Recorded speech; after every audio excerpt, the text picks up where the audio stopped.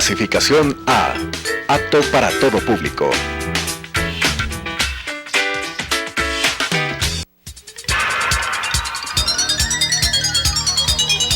Las opiniones vertidas en este espacio por la producción y dirección del programa son de exclusiva responsabilidad de sus autores y de quienes intervienen en ellos.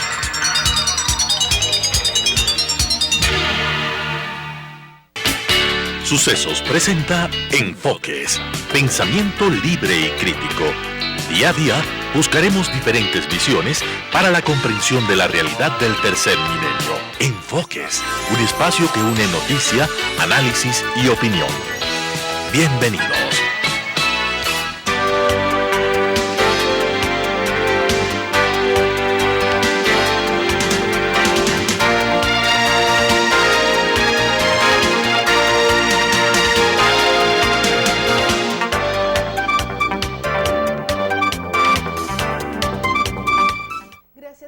Con nosotros quienes nos siguen en Radio Sucesos y buenos días a quienes recién están con Telesucesos. Queremos dar la bienvenida al concejal Sergio Garnica, con él queremos hablar de varios temas. Uno de ellos, concejal, es el tema de transportación en Quito. ¿Qué ocurre con la legalización del tema de los taxis? Las críticas a sistemas como Cabify o Uber, que están presentes en otras partes del mundo, pero en Quito hay una serie de problemas presentados sobre todo por los tradicionales taxistas o los vehículos amarillos. Buenos días, Claudia. Un saludo a todos los amables televidentes y oyentes de Radio Sucesos y Telesucesos. Yo quiero manifestar que en el tema de lo que se está tratando dentro del Consejo Metropolitano y ya está listo para primer debate, es un proyecto de ordenanza para precisamente habilitar o de entregar los permisos de habilitación a 8.693 personas que vienen laborando bajo la modalidad de taxis. Es decir, no es que se va a abrir un proceso de regularización. 8.600 taxistas más que serán legalizados. Ya, no es así. De lo que arroja el estudio, se ha determinado que están trabajando en este momento tanto formales como informales. Es decir, a los que están trabajando se les va a dar el permiso de habilitación. No es un proceso abierto que en este momento se abre y que pueden inscribirse como sucedió en el 2011 a través de la página web para aspirar a un cupo. Eso no es así, sino del censo que se realizó a través de esta empresa consultora, lo que se va es a entregar los permisos de operación a 8.693 de los 13.300 que se encuentran en este momento trabajando. ¿Y por qué solamente a los 8.000?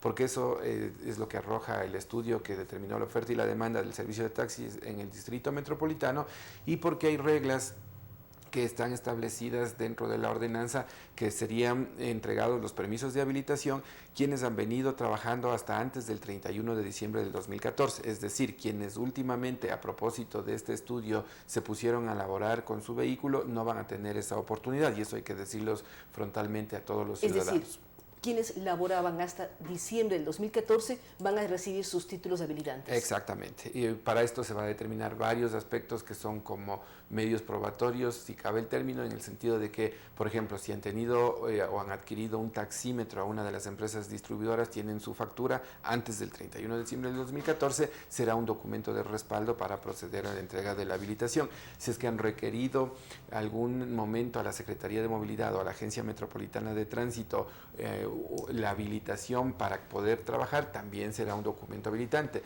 Si es que se han constituido como compañías antes del 2014, del 31 de diciembre del 2014, también tendrán esa posibilidad. ¿Y qué ocurre con estos sistemas como Cabify o Uber, en donde cualquier persona tiene su vehículo, lo utiliza para sus gestiones diarias, pero destina 1 o 2 horas de su tiempo al día para dar servicios de transporte a aeropuerto o a otros lugares? ¿Qué va a pasar con ese sistema? De acuerdo a la legislación nacional, no solamente a la legislación local, no es permitido. Es decir, los aplicativos móviles en los celulares solamente sirven los que la ley autoriza, es decir, los homologados. Y para eso hay todo un procedimiento que deben realizar quienes tengan interés de participar con estos aplicativos en territorio ecuatoriano, no solo en el Distrito Metropolitano.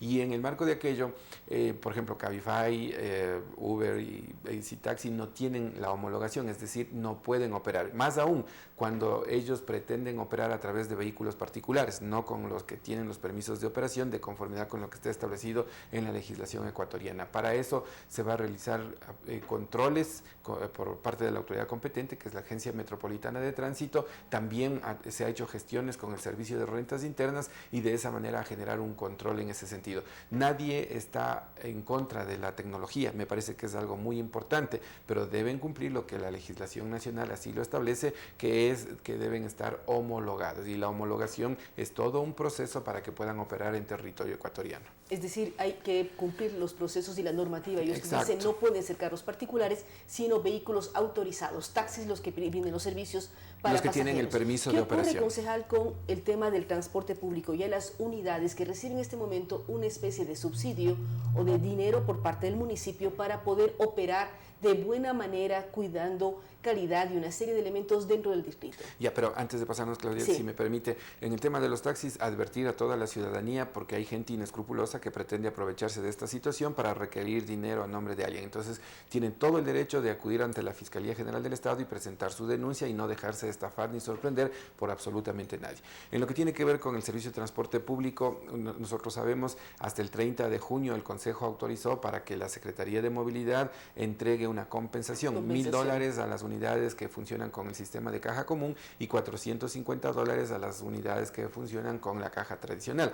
Entonces, ¿qué es lo que sucede? Que también estamos analizando un proyecto de ordenanza, se está concluyendo las mesas de diálogo que se ha establecido con los operadores, con los usuarios, con los colectivos, con los expertos en seguridad vial, educación vial, con la academia, con representantes de las universidades, para retroalimentar este proyecto de ordenanza y ver qué es lo pertinente. El Consejo Metropolitano, como máximo órgano de gobierno, tomará la decisión definitiva y final si es que se incrementa el costo del pasaje o si se mantiene la compensación. Todo esto está en este momento en un análisis y aspiramos que en los próximos días, en las próximas semanas, ya entre este proyecto en primera instancia a la Comisión de Movilidad para a su vez pasar al Consejo Metropolitano y de esa manera tomar decisiones. Tanto en el tema de los taxis como en el tema de los buses, hay que mencionar que el interés particular mío es que se mejore la calidad de servicio. En el caso de los taxis no podemos depender de la ruta del conductor, sino de la necesidad del usuario. En el caso de los taxis necesitamos que el taxímetro esté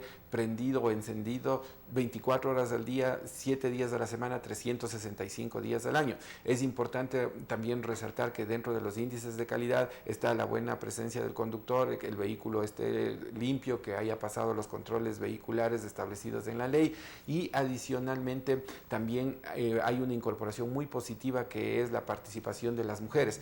Actualmente en la ordenanza establece que al menos el 5% debe participar como accionista, socia o como conductora. Ahora se ha duplicado y el 10% será exigido que participe las mujeres como socia, como accionista o como conductora. Caso contrario, puede ser inclusive revocado el permiso de operación. Entonces, son saltos que se están brindando con... Y estamos esperando las ordenanzas. ¿Cuándo el Consejo en pleno se reúne para determinar, aprobar ordenanzas y garantizar este tipo de elementos que usted está mencionando? Precisamente la semana anterior, el día miércoles, ya la Comisión de Movilidad cumplió con su etapa y ya emitió el informe para que conozca el Consejo. De aquí está ya en manos del alcalde, él puede convocar una sesión extraordinaria o a una sesión ordinaria, eso ya depende de él, para que conozca el Consejo. Y en el tema de los buses, estamos ya esperando los resultados de las mesas de diálogo para retroalimentar el proyecto de ordenanza, y una vez que ya tengamos concluido la revisión en la Comisión de Movilidad, de la misma manera podrá habilitarse para que el Consejo tome la mejor decisión como máximo órgano de gobierno. Concejal, el día de ayer precisamente estuvo en este espacio el gerente de Metro de Quito, el señor Mauricio Anderson. ¿Cómo miran ustedes el tema de Metro de Quito con lo que sucedió la semana pasada con la incautación de una serie de equipos y una serie de elementos que se han dado vinculados al tema Odebrecht? ¿Cómo se está trabajando este tema dentro del Consejo? Pero al mismo tiempo, ¿cómo garantizar a la ciudad que la obra continúe y el metro efectivamente se entregue a la ciudad a finales del 2019? Afortunadamente, para tranquilidad de los quiteños y ecuatorianos, el metro sigue dentro de los cronogramas, es más, está adelantado con poco y estamos cerca del 30% de avance de obra. Segundo, a mí me preocupa mucho y me apena que no se hizo oportunamente una serie de gestiones. Tome en cuenta que el problema de corrupción de Odebrecht salta en Brasil desde el año 2012, no ahora o recientemente como muchos actores políticos así lo están refiriendo. Pero en todo caso, lo que es importante resaltar es que debemos coadyuvar absolutamente todos. El allanamiento a la empresa Metro de Quito la semana anterior, esperemos que sirva o dé algún tipo de insumos dentro de la investigación que está realizando la Fiscalía General del Estado. Pero hay que decir también, nosotros, y en lo particular en las competencias que tiene la municipalidad, hemos sido absolutamente categóricos y frontales con el consorcio Acciona Odebrecht, porque usted recuerde, Claudia, que precisamente en el mes de octubre, tanto Acciona como Odebrecht, el consorcio que ganó la licitación para la ejecución de la línea 1 Metro de Quito, presenta por escrito la solicitud para que el consorcio o la empresa Odebrecht salga de este consorcio y de esa manera asuma Acciona México y Acciona España el 50% que dejaría Odebrecht. Pero ¿qué es lo que pasa? Que en el mes de abril el representante, el apoderado de Odebrecht menciona que no, que se suspenden las tratativas para la salida y que mantiene su intención de quedarse en ejecución. Días más tarde, el representante o el apoderado de Acciona desmiente eso y dice que no, que sigue el trámite para que se viabilice la salida de Odebrecht. ¿En qué punto está el trámite, Este concejal? es un juego que nosotros debemos rechazar.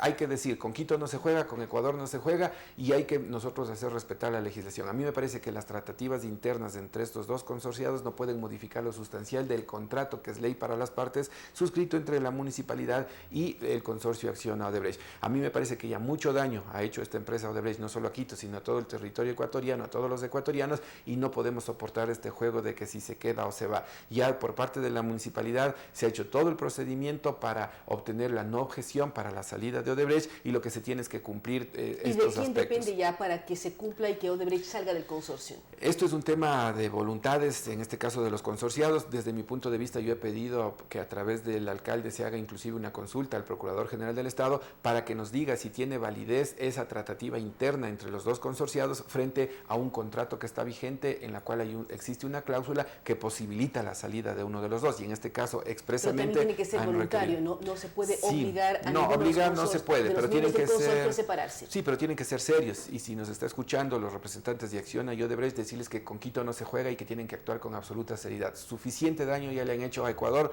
con todos estos bochornosos escándalos de corrupción. Y lo que esperamos quienes estamos en Quito es que la obra se cumpla y se cumplen los plazos y con los presupuestos planteados. Y la calidad.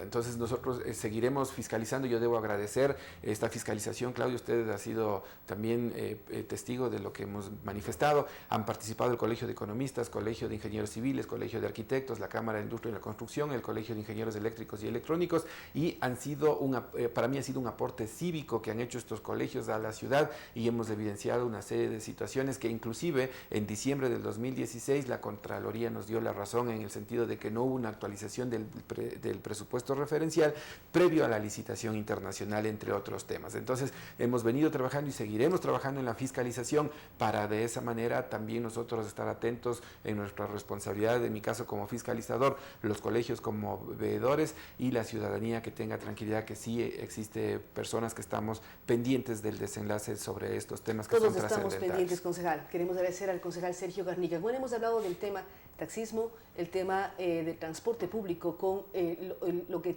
se terminará esta compensación en los próximos días hacia los buses de la ciudad capital, ver cómo mejorar y viabilizar diferentes formas de mejorar el transporte y la movilidad en Quito. Y también hemos hablado sobre el tema Metro de Quito. Él hace un llamado al consorcio Acciona Odebrecht para que efectivamente tomen en cuenta la separación de la empresa brasileña del consorcio, como estaba planteado hace ya bastantes meses atrás. Gracias al concejal Sergio Garnica. Vamos a una pausa, luego de la cual estaremos dialogando con el doctor Ramiro García, quien es el presidente del Colegio de Abogados de Pichincha. Con estas ideas y opiniones, regresamos con Enfoques.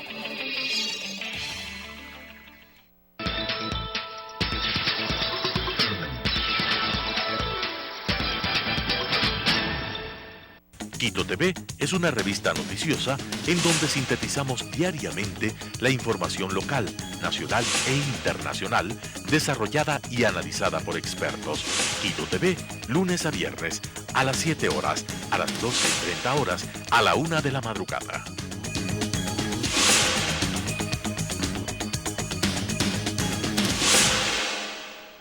La historia está hecha de lo que unos quisieran olvidar y lo que otros no pueden olvidar. Es tarea del historiador averiguar el porqué de lo uno y de lo otro. Carlos Freile lo asume con grandes y pequeñas historias de la historia. Lunes y jueves, 17:30. Reprise, sábados y domingo a las 21 horas.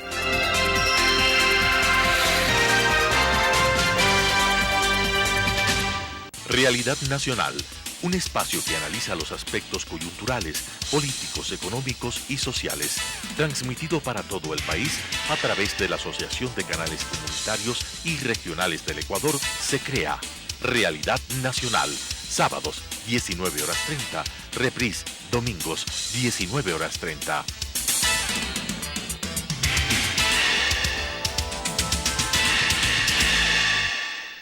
Conozca Taiwán es un programa de intercambio cultural que presenta las distintas facetas de la sociedad taiwanesa. Conozca Taiwán, jueves 17 horas, reprise, sábados y domingos 19 horas.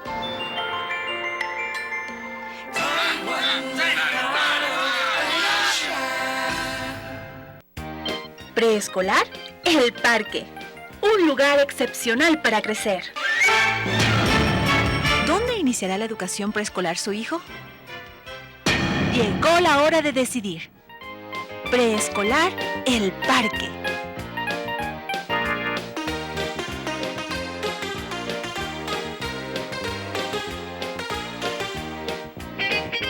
Estamos ubicados en la calle Vaquerizo Moreno, E750, entre Diego de Almagro y Reina Victoria, frente al Parque Gabriela Mistral. Admisiones 099 73 72 081.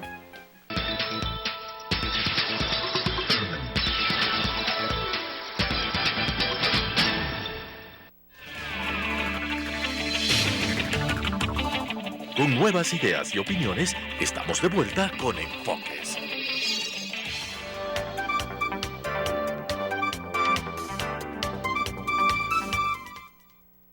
Gracias por continuar con nosotros. Damos la bienvenida al doctor Ramiro García, quien es el presidente del Colegio de Abogados de Pichincha, además un reconocido analista. Hay varios temas, doctor García, que están pendientes. Uno de ellos es el que tiene que ver con las autoridades de control. Vemos que hay un contralor que está en Miami, otro contralor encargado y una serie de elementos. ¿Debería volverse a nombrar al Contralor General del Estado en estos momentos? ¿Qué ocurre con los otros organismos de control cuando, poco antes de que terminó el mandato del expresidente, se nombraron a todos los líderes o los jefes de cada uno, llámese fiscal general, llámese contralor, llámese todo lo que tiene que ver con el control del país? Buenos días, Claudia, y un saludo para todos los televidentes y todos los oyentes. En efecto, una terminación abrupta del periodo, no del periodo, pero digamos del ejercicio del cargo de Contralor de parte del señor Polit, a apenas 3 meses de haber sido elegido además con calificación perfecta. Recordemos que el Consejo de Participación Ciudadana y Control Social, que es el órgano que nomina, le calificó con 100 sobre 100, es decir, puntuación perfecta para un contralor que ahora resulta que está siendo demonizado por la propia bancada de gobierno. Ahora resulta que el contralor es el culpable de todas las cosas que han pasado. Pero acá lo que vemos es que definitivamente no les interesa a órganos de control fuertes, no les interesa a órganos de control independientes, les interesa sumisos. Y eso es lo que han tenido los últimos 10 años. Y eso no cambió con el cambio de gobierno, no existen nuevas posibilidades y alternativas para que efectivamente exista un control. En absoluto, pero ¿qué ha cambiado en materia de control? ¿Tenemos los mismos órganos de control o tenemos otras superintendencias, pero o tenemos no otra contraloría? ¿No? A una comisión anticorrupción o como se le llame, donde... Churchill decía con toda razón, cuando usted quiere que no se haga nada, forme una comisión. En este caso, esta comisión, que además nació autocastrada, porque los propios miembros dijeron que ellos no iban a investigar. Entonces, una comisión anticorrupción, sin facultad de investigar, a mí me parece una contradicción en términos. Entonces, ¿qué van a hacer? Es que vamos a sugerir políticas públicas, vamos a aconsejar, vamos a nada. Y hemos visto que en estas 2 semanas, de nombrada la comisión, no ha producido absolutamente una idea. Entonces, yo creo que se están generando distractores, ¿no? Se están generando distractores del problema fundamental. Y el problema fundamental es el enorme hueco de corrupción que se abrió en los últimos 10 años, en donde además, evidentemente, se encuentran involucrados las altas jerarquías del gobierno anterior. Entonces, porque obviamente una empresa como Odebrecht, perdóneme, no hace tratos con el conserje pero ni con además, la pregunta como simple ciudadano, al margen de ser o no ser periodista y comunicadora, es si se cuentan que hay videos. José Santos entrega los videos y dice, yo estuve 10 años en Ecuador y aquí están los videos y con los que me reuní. y les filmé haciendo tratos corruptos. Entonces, ¿por qué es tan difícil saber quiénes son los protagonistas de esa telenovela o de cómo se le quiera llamar? El problema no es que sea difícil. Teniendo la documentación y la información, inclusive en video, resulta muy fácil. Y además ahora es clarísimo, Ecuador ha pagado más de $500 millones en sobreprecio. Por supuesto. Es decir, primero, a ver, vamos desmontando ciertas mentiras que nos dijeron. Primera mentira, las coimas no encarecen los costos del contrato. Mentira. Y la coima es de acuerdo entre privados. Primera mentira. A ver, empecemos por esta. Ya estamos viendo que si Odebrecht paga, no es que paga por altruista, pues, o sea, el empresario corruptor no es un Papá Noel que llega y dice le voy a regalar $10 millones al primer funcionario público que me lo pida. No, paga por un servicio. ¿Cuál es ese servicio? El que le adjudica el contrato en condiciones superiores a las que legalmente le correspondería o que le permitan en el camino renegociar el contrato de manera de obtener una ganancia ilícita superior. Es decir, todas esas coimas se cargan a los contratos. En el caso de Odebrecht, los sobreprecios, es decir, aquello que se pagó en exceso, estaría en el orden de los $500 millones. Por lo tanto, tenemos un Estamos entre los 11 países que más sobreprecios pagamos. Exactamente. Entonces, ya, de ahí, de entrada, ¿qué es lo que tenemos? Claro, por supuesto, tenemos un peculado clarísimo, porque significa que hubo una mala utilización de fondos públicos al momento de negociar los contratos o de renegociar los contratos, o al momento de establecer ciertas condiciones al contratante que le permitía obtener esas ganancias enormes, y todo eso en desmedro de los fondos públicos. Eso se llama peculado. ¿Sabe qué ha dicho de eso la Contraloría? Nada. ¿Sabe qué ha dicho de eso la Comisión de Fiscalización, la asambleísta María José Carrión, que le veo muy activa para ciertas cosas y absolutamente inmóvil para otras? Nada. ¿Sabe qué ha dicho sobre eso el Consejo de Participación Ciudadana y Control Social? Que, por cierto, casa adentro, vía resolución, encargó el manejo de los temas de corrupción. ¿Saben a quién? Al vicepresidente.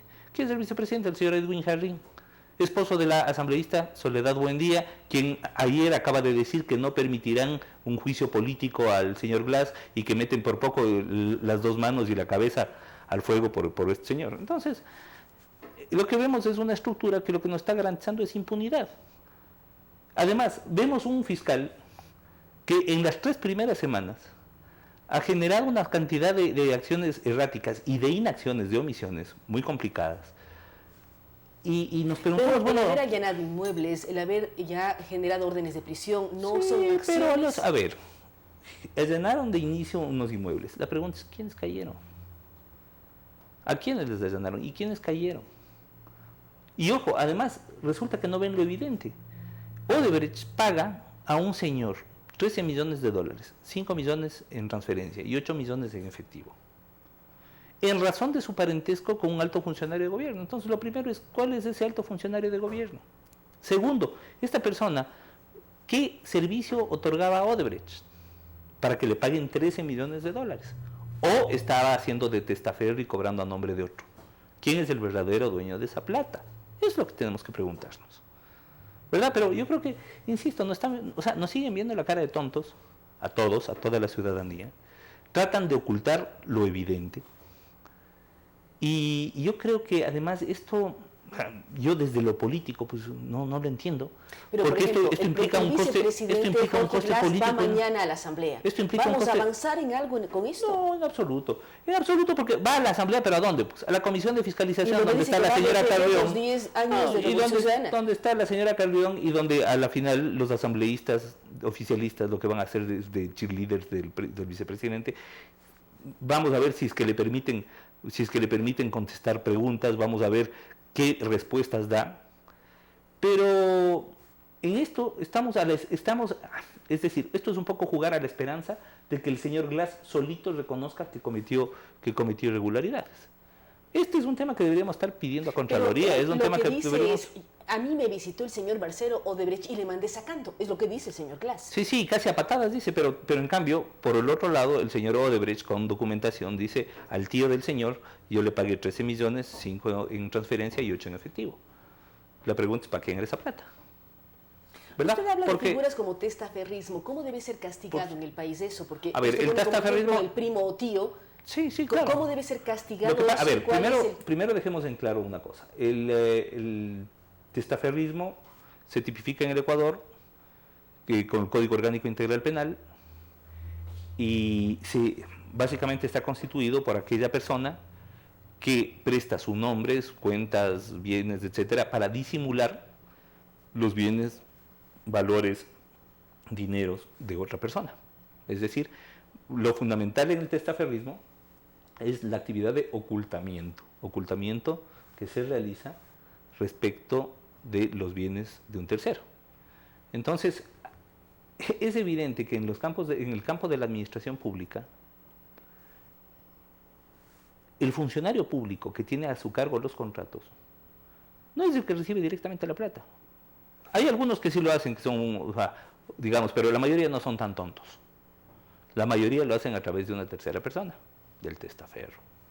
Entonces, mucho de lo que vamos a encontrar en la documentación de Odebrecht, muchos de los nombres, no son nombres de los funcionarios públicos, sino de quienes actuaron como testaferros y como intermediarios, quienes prestaron su nombre justamente para esto, para disimular a quienes eran los verdaderos receptores del García, dinero. ¿cómo analizar quién fue testaferro y a dónde llegó efectivamente el dinero mal habido, de coima, de lo que sea?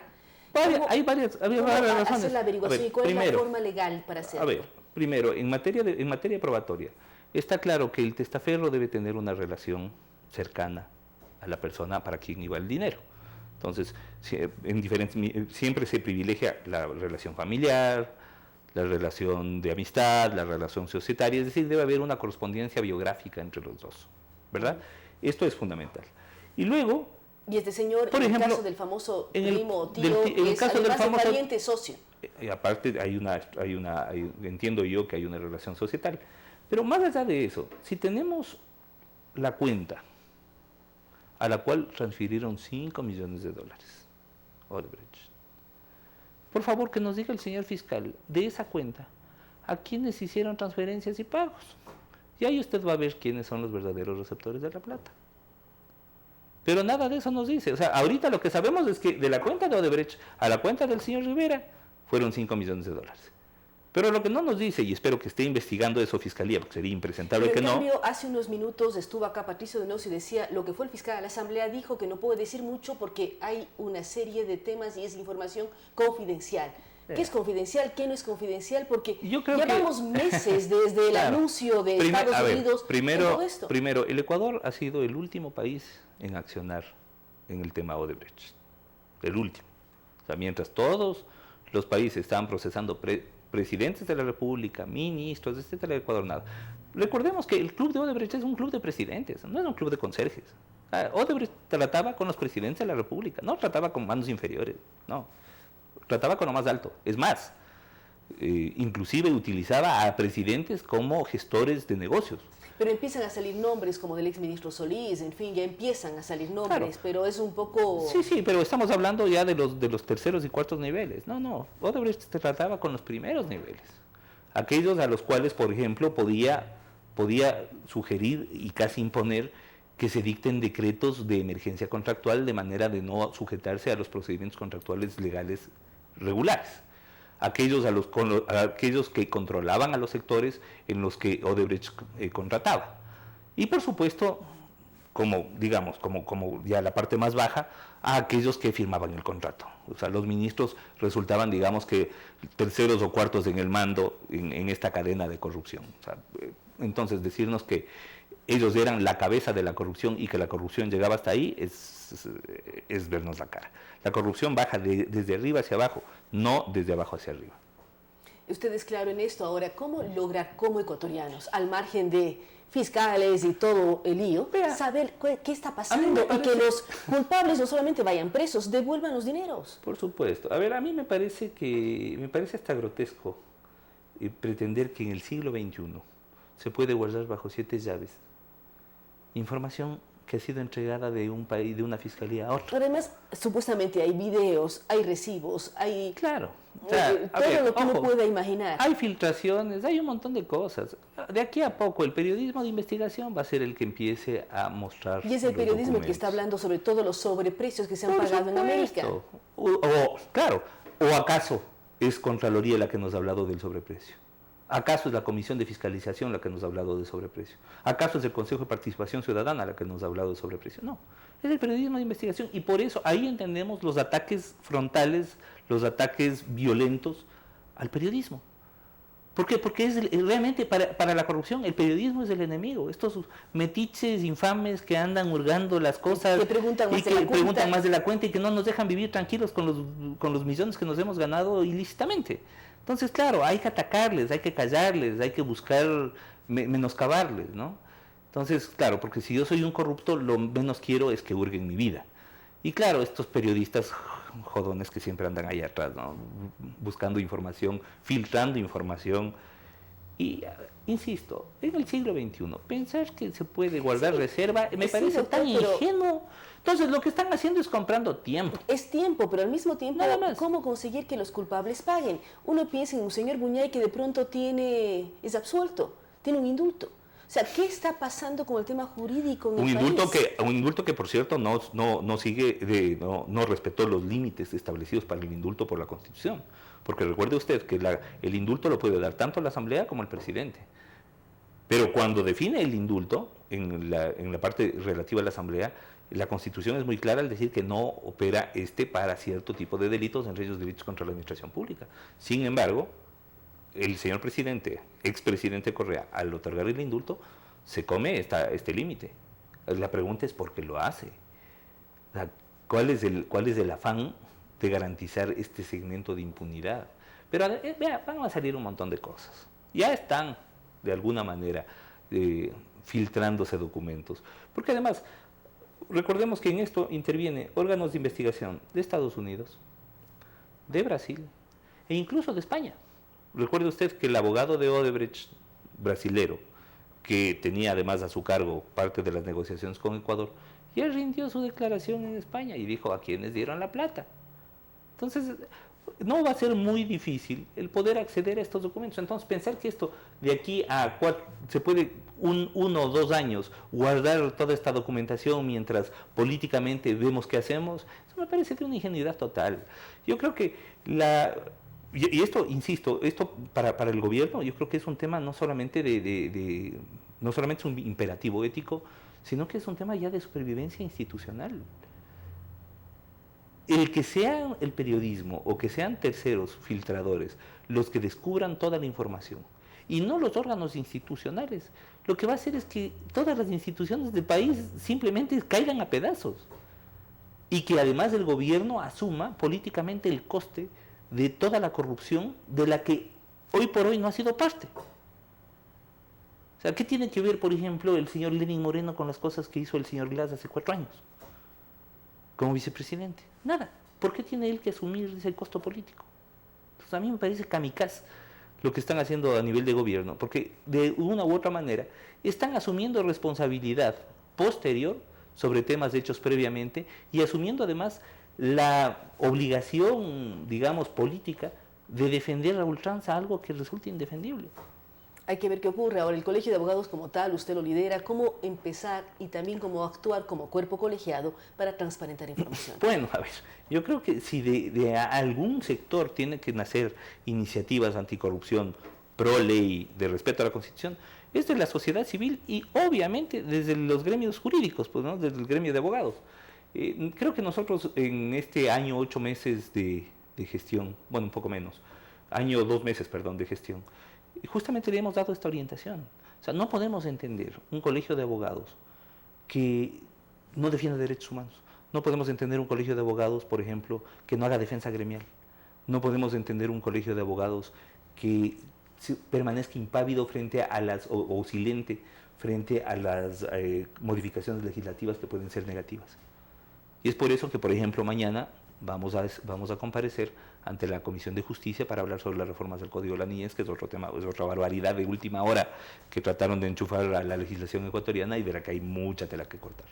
Bueno, esperamos que nos visite y otra vez conversar sobre las reformas del Código. Siempre será un gusto aceptar sus invitaciones. Gracias a Ramiro García, presidente del Colegio de Abogados de Pichincha. Él es muy claro al hablar sobre el tema corrupción. Él dice, este gobierno, liderado por Lenín Moreno, está asumiendo culpas que no son de ellos. Hace 4 años el señor Moreno no estaba en el país y debería analizar lo que está pasando. Y es obligación de todos los sectores transparentar información. Además, él dice, los medios de comunicación son aquellos gestores en periodismo de investigación que logran transmitir verdades, a veces no tan cómodas para diferentes sectores. Y uno de ellos son las filtraciones que se está dando en el caso Lava Jato en Brasil o el caso Odebrecht en Ecuador. Hay que mirar, hay suficientes pruebas, suficientes cantidades de documentación, videos y todo lo demás para saber efectivamente qué ocurrió, quiénes fueron testaferros y a dónde fueron estos famosos millones y millones que la empresa Odebrecht entregó en diferentes partes de América Latina. Gracias al doctor Ramiro García. Vamos a una pausa, luego de la cual estaremos dialogando con Genaro Baldión, quien es el presidente ejecutivo de AEADE, que con él hablaremos sobre todo lo que significa el sector automotriz en el país. Con estas ideas y opiniones, regresamos con Enfoques.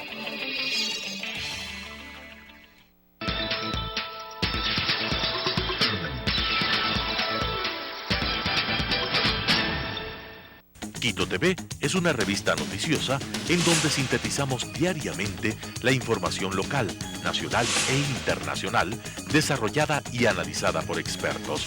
Quito TV, lunes a viernes, a las 7 horas, a las 12:30 horas, a la 1 de la madrugada.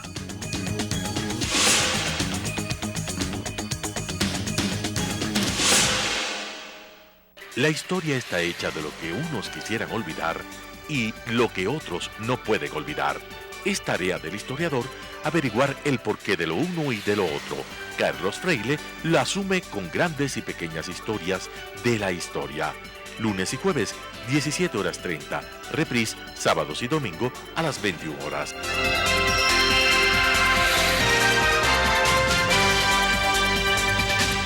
Realidad Nacional. Un espacio que analiza los aspectos coyunturales, políticos, económicos y sociales, transmitido para todo el país a través de la Asociación de Canales Comunitarios y Regionales del Ecuador, se crea Realidad Nacional, sábados 19:30, reprise, domingos 19:30.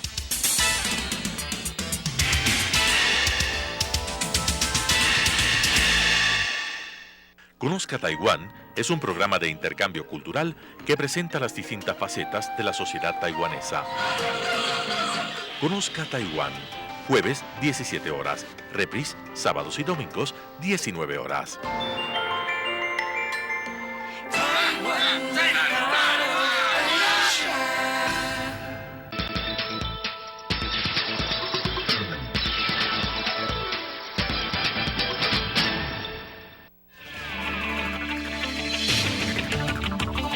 Con nuevas ideas y opiniones, estamos de vuelta con Enfoques.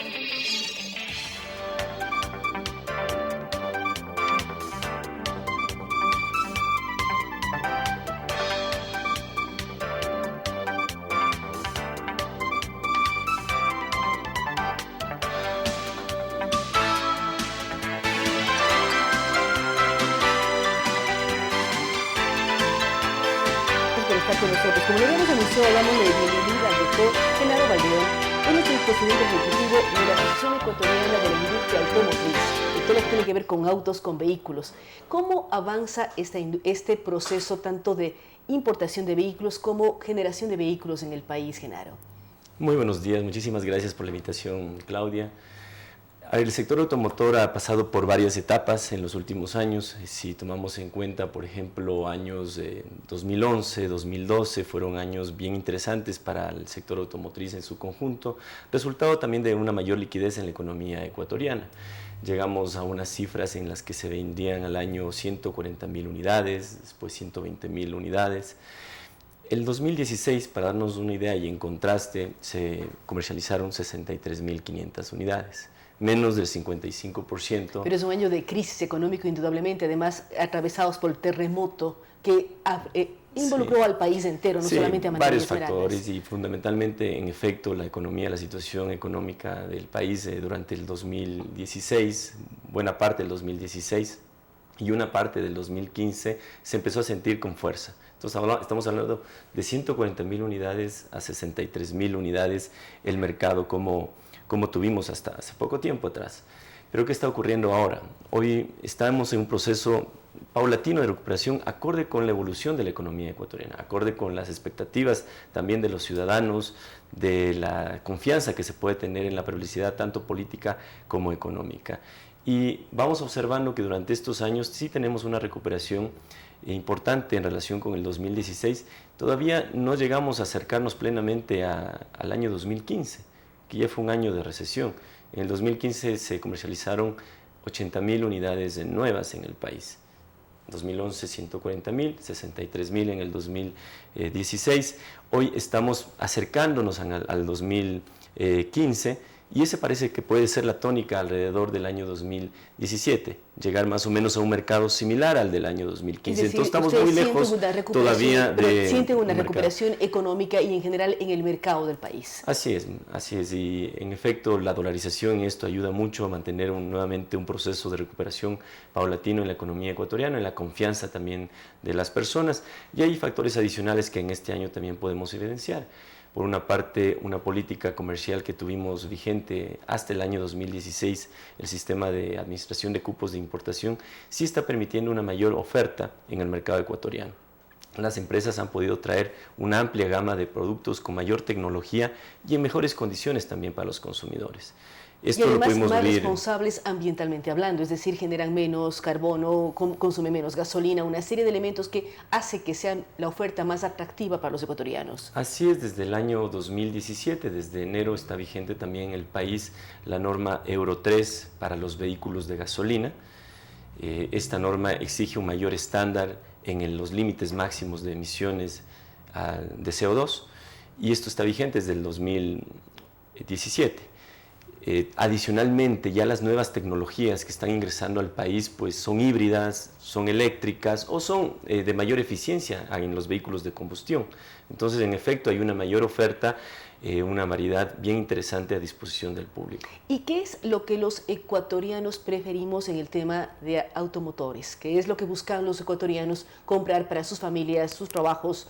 ¿Qué es lo que más busca un ecuatoriano en el tema de vehículos? Bien, a ver, los vehículos es un concepto bastante amplio. Si podemos identificar los distintos segmentos, vamos a encontrar vehículos comerciales destinados fundamentalmente a la producción, allá al comercio, los camiones, los tractocamiones, los vehículos comerciales livianos, o sea, los camiones de carga más livianos. Vamos a encontrar los buses de turismo, los buses también interurbanos, en fin, una amplia gama de vehículos comerciales que sirven fundamentalmente para las distintas industrias y actividad productiva del país.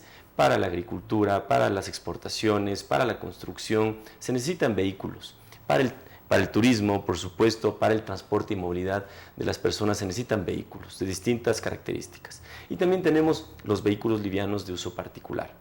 Los vehículos de uso particular, por supuesto, representan en términos de participación del mercado un volumen significativo en el país.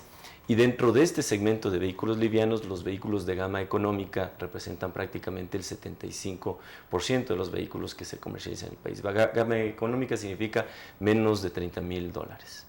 Es decir, estos son los vehículos que más adquirimos los ecuatorianos. ¿Qué ocurre con los precios? Porque hay mucha preocupación de los usuarios, de los posibles compradores. ¿Qué va a pasar con los precios? ¿Compro ahora, bajó el precio? ¿Compro después que va a bajar el precio? ¿Cómo están manejando ustedes este tipo de temas y cómo informan a los posibles compradores? Sí, nuevamente hay distintos segmentos y distintas problemáticas alrededor de cada uno de ellos. Por ejemplo, en el segmento de vehículos comerciales y fundamentalmente en vehículos de carga, estuvimos con una sobretasa arancelaria que llegó a un nivel del 45%. La salvaguardia por balanza de pagos afectó, por ejemplo, a los camiones, afectó también a las motos, a las vans y a muchas autopartes.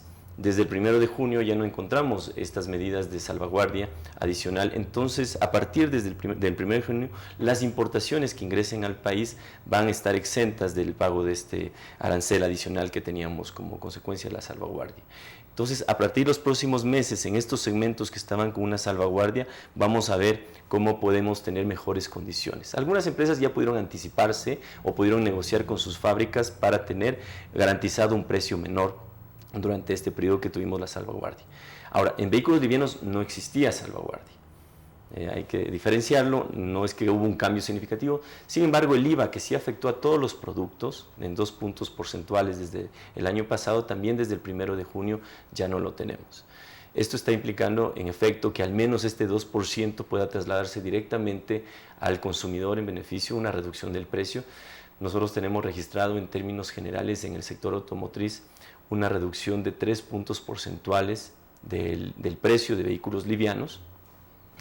Si lo comparamos con el año 2016, ya se está sintiendo una reducción significativa, resultado de la reducción del IVA fundamentalmente y también de esta mayor optimización de las empresas que pueden tener como consecuencia hablaba del de la tema de eliminación las de los cuotas. cupos. ¿Hay menos ahora, hay mayor posibilidad de ingresar más número de vehículos al país? Así es, el sistema de cuotas de importación o de cupos de importación significaba que las empresas podían importar globalmente un volumen anual de vehículos y en valor anual máximo. ¿Sí? 300 millones de dólares máximo se podían importar y un valor también de unidades.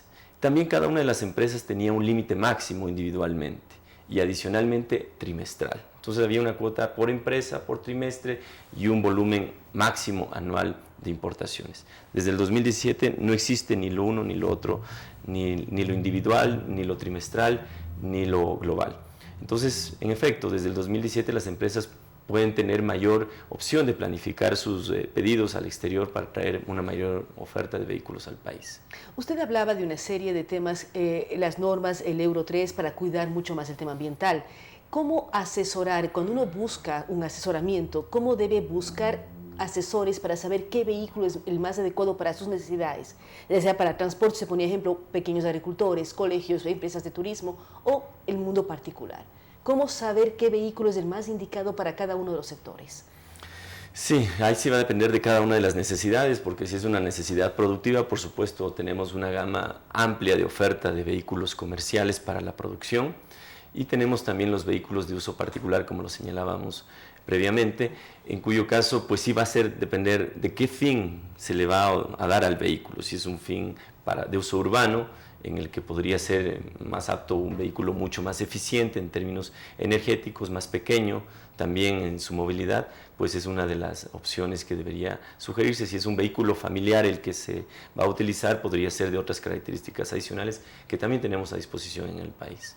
Dentro de la asociación, ¿cuántas empresas están involucradas? Porque uno piensa en marcas más reconocidas que además tienen empresas acá, ya sea de montaje o de fabricación de vehículos y otras que se dedican fundamentalmente a traer los vehículos desde fuera. ¿Cuántas empresas aglutina su gremio?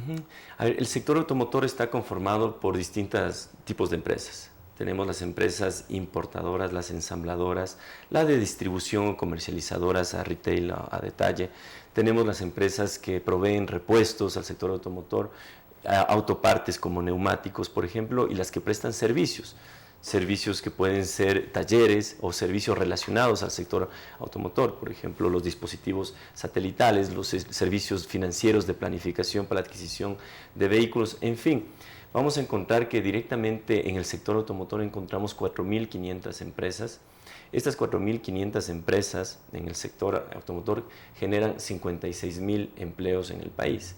Entonces hay un encadenamiento, al final de cuentas, solo alrededor de la comercialización y de servicios automotrices muy importante para la actividad productiva en el Ecuador. Si es que se dinamiza la economía ecuatoriana, también se están garantizando plenamente estas fuentes de trabajo que proveen las empresas automotrices en el país, todas, las ensambladoras, las distribuidoras, y usted las habla de comercializadoras. cifras muy importantes, 4.500 empresas, grandes o pequeñas, con 56.000 plazas de empleos. Así, y si a eso añadimos cuánto genera en términos de recursos o aportes al fisco el sector automotor, estamos hablando de más de $1.000 millones de contribución fiscal que genera la actividad de comercialización en el sector automotriz.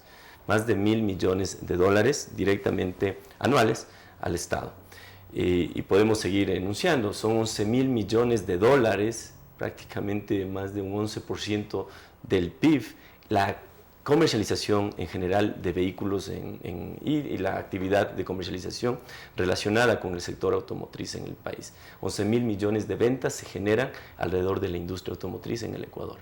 Son cifras muy importantes, un sector que mueve la economía del país. Y usted mira con buenos ojos lo que está ocurriendo en este año 2017 porque hay un incremento de ventas frente a las restricciones o la contracción del mercado que se dio en el 2016. Definitivamente se percibe una gran expectativa, un mayor interés, una mayor confianza también. Sentimos también que la economía empieza a moverse paulatinamente de mejor manera que el año 2016 y esto va a generar también en el sector automotriz una mayor dinámica. Al moverse también el sector automotriz estamos moviendo la economía del país.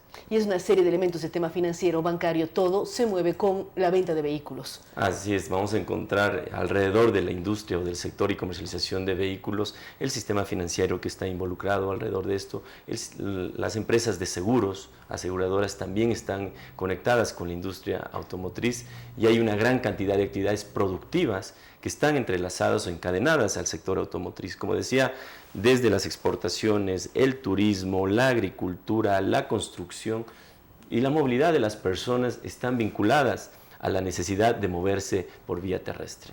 Muchísimas gracias al doctor Genaro Baldión. Recordemos que él es el presidente ejecutivo de AEADEL, la Asociación de todo el sector automotriz del país. Él nos da cifras importantísimas, hablar de 4.500 empresas, 56.000 plazas de trabajo y además decir que hay una reactivación en general de la economía al mirar cómo se mueve el sector automotriz.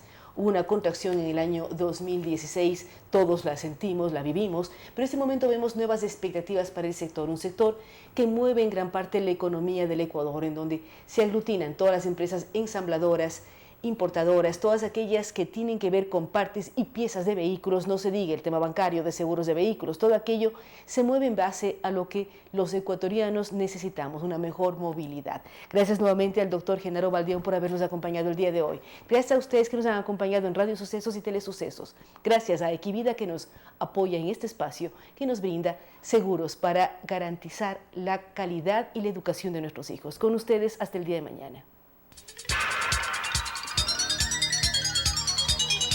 Las opiniones vertidas en este espacio por la producción y dirección del programa son de exclusiva responsabilidad de sus autores y de quienes intervienen en ellos.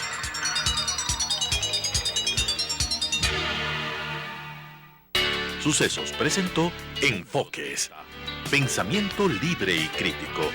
Día a día buscaremos diferentes visiones para la comprensión de la realidad del tercer milenio. Enfoques, un espacio que une noticia, análisis y opinión. Hasta la próxima.